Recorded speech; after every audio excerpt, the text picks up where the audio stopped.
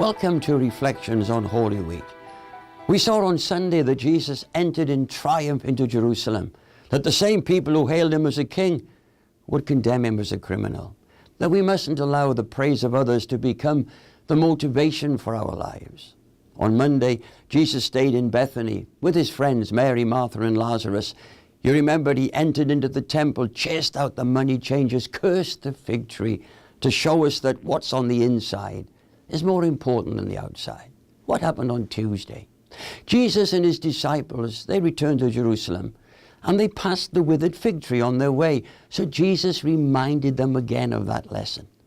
I don't know about you, but I need reminding many times of things I think I already know. He told them the day before, but he reminds them again. True faith is more than an outward religion. At the temple, the religious leaders aggressively challenge him, attempting to ambush him and create an opportunity for his arrest. But Jesus evaded their traps, told them they were like whitewashed tombs. Imagine that. Beautiful on the outside, but filled on the inside with dead people's bones. Outwardly, he said to them, you look religious, but inwardly, your hearts are filled with hypocrisy. Back to the leaves of the fig tree again.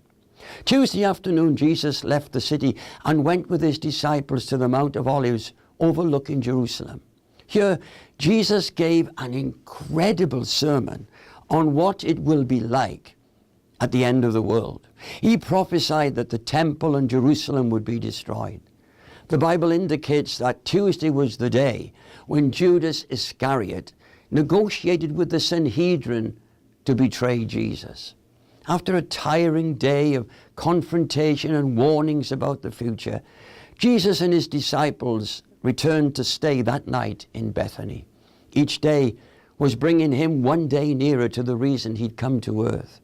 And soon he knew that he would suffer for the sins of the world.